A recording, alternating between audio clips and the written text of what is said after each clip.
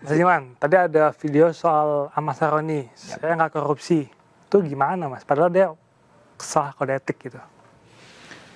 Ya, kalau pernyataan saya tidak korupsi, tentu susah ya. Kita nggak tahu yang sebenarnya. Cuman ya kalau yang kita dengar bahwa semua pejabat, semua anggota DPR kemungkinan ada persoalan lah soal anggaran begitu ya, karena mereka kayanya minta ampun kan. Gajinya kan sekitar 60 sekian juta gitu ya. Itu gaji doang tuh ya. Gaji ya, bukan penghasilan.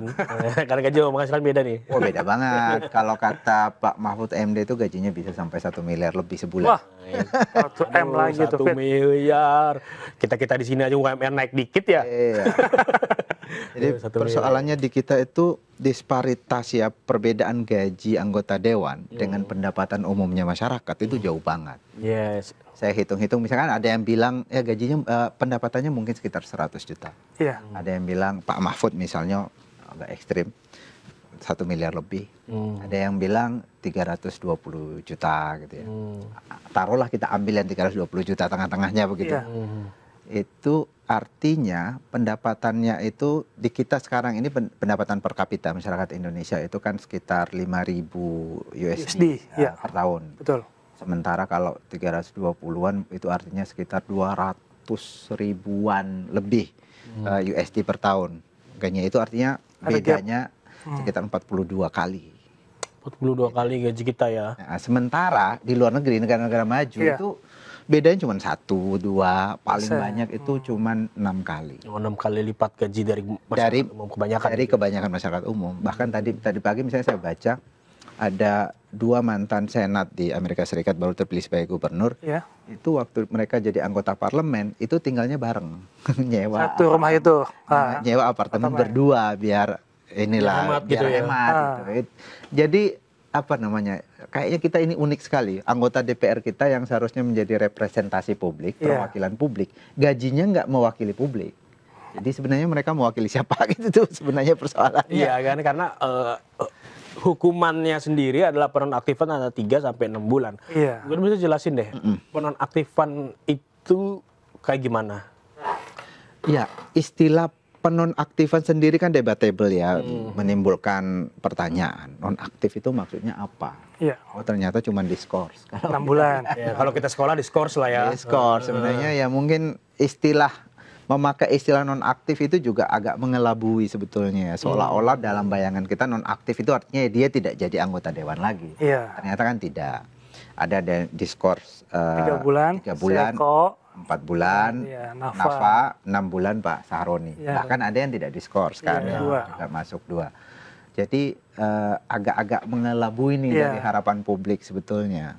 Walaupun kalau anggota dewan kena sanksi begitu itu walaupun terlihat ringan, tapi itu juga bisa berbahaya buat mereka sebetulnya. Ya, bisa ngaruh ke elektabilitas juga ya. Iya betul, gitu. Betul. Ya karena memang hukuman nonaktif itu kan agak-agak menjadi polemik yang panjang karena sebenarnya gara-gara mereka mungkin bukan gara-gara mereka secara utuh ya, cuma memang memicu lah gitu ya. Memicunya adalah omongan-omongan dari mereka yang efeknya sangat luar biasa gitu kan. Contoh kan si Ahmad Saroni kan bilang kita tolol tuh. Sedunia lagi. Iya, jadi sebetulnya ya betul, saya setuju bahwa itu sebenarnya pemicu saja. Iya, pemicu. Kemarahan publik untuk DPR dan politisi secara umum sudah lama sekali. Di dalam survei-survei yang kami lakukan di SMRC, kami selalu menemukan bahwa DPR dan partai politik adalah 2 lembaga demokrasi yang paling rendah tingkat kepuasan publiknya atau tingkat kepercayaan publiknya pada mereka. Jadi paling negatif itu ya DPR sama anggotanya, sama partai politiknya menurut masyarakat. Tapi kalau dari survei sendiri alasannya apa itu? Kenapa paling rendah? Apa yang paling dikeluhkan publik terhadap lembaga negara kita ini? Gitu? Seperti ya banyak sekali sebenarnya ya. Terutama adalah bahwa anggota-anggota dewan ini kalau kita lihat itu kan seperti jadi tadi mereka kan harusnya mewakili publik. Tapi itu mereka seperti raja-raja gitu ya di lokal masing-masing. Kalau datang sambutannya seperti apa, sikapnya seperti apa di publik. Sebelum ada peristiwa Agustus itu kan, apa yang dilakukan oleh Ahmad Saroni dan yang lain-lain itu kan biasa sekali kita lihat ya, Iya. menunjukkan arogansi. Kalau misalnya ada anggota persoalan, ada dengar pendapat, sebetulnya kelihatan sekali kan anggota DPR itu terlihat arogan gitu ya dalam berbicara gitu ya di dewan dan seterusnya. Lalu kemudian itu tadi ada persoalan disparitas gaji yang sangat tinggi itu. Jadi mestinya mereka mewakili rakyat, tapi kok gajinya beda banget, nggak mencerminkan nih rakyat. Gimana bisa merasakan penderitaan rakyat Persis. gitu ya. Iya. Makanya sekarang di DPR itu 60%-nya adalah pengusaha. Oke. 60% pengusaha, dan kita lihat ya yang tadi kebanyakan yang disanksi ini kan juga artis Artis gitu. juga. Jadi jauh banget dari publik gitu ya.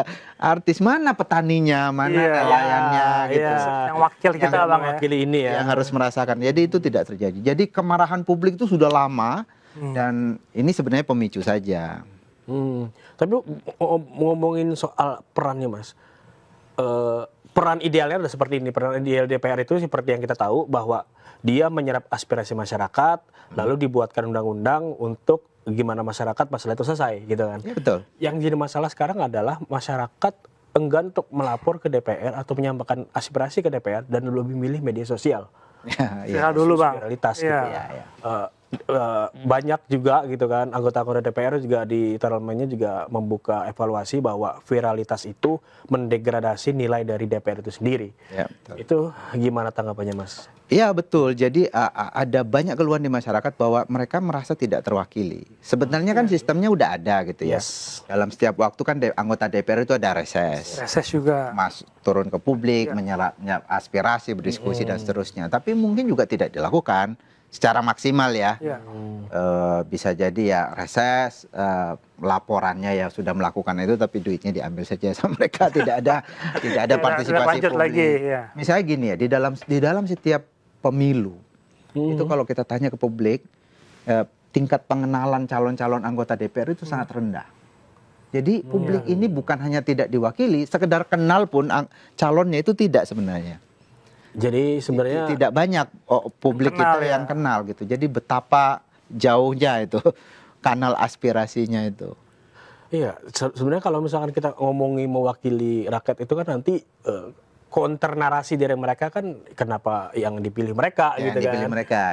Mungkin karena media artis juga terkenal itu. Makanya muncul banyak artis. Iya. Atau kalau enggak misalnya politik uang itu jadi Iya, ya money mereka politik. milih yang Ngasih ngasih uang atau mereka pilih yang biasa di TV dan seterusnya gitu. Iya, karena kalau kita ngutipnya komika Panji Pragiwaksono tuh pernah bilang begini Mas, kita tuh demokrasinya kayak semu, kita seolah-olah dikasih pilihan gitu kan. Mas Dhani, kamu mendapatkan liburan gratis, tapi liburan gratisnya pilih antara mau ke Zimbabwe atau Ethiopia, pilih yang mana? Kayak gitu loh, kita seolah-olah dikasih pilihan tapi ternyata pilihannya sama-sama nggak enak. Ya udahlah, pilih yang paling mending aja gitu. Ujung-ujungnya gini juga gitu. Sistemnya nggak gimana kalau kritik dari Mas Idi sendiri? Iya, jadi itu. Kemudian selain itu ya, bahwa kita dikasih pilihan-pilihannya juga ditentukan sama ketua partai kan. Iya, nomor satu paling unggul nih. Nomor satu.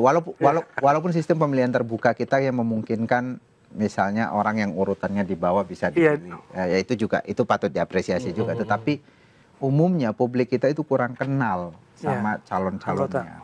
Kemudian yang kedua yang saya kira juga memicu kemarahan publik sekarang itu kan di publik ini kan tidak mungkin semuanya setuju kan terhadap semua hal. Ya. Pasti ada suara lain. Makanya partai politik itu kan part dari kata part kan. Jadi sebagian. Jadi setiap partai politik itu mewakili sebagian kecenderungan di masyarakat. Tapi situasi politik kita sekarang tidak ada itu. Semuanya sama. Semuanya mendukung pemerintah. Jadi semua kebijakan pemerintah tidak ada suara kritis dari DPR. Checks and balance hanya jadi tukang stempel. Jadi gitu ya. Ya betul. Oke pokoknya. Jadi tadi fungsi anggota DPR untuk membuat undang-undang, fungsi legislasi, tapi kan ada juga fungsi pengawasan. Pengawasan Mas. Mengawasi eksekutif. Yang terjadi sekarang bukan mengawasi Mas, tapi menjadi juru bicara eksekutif.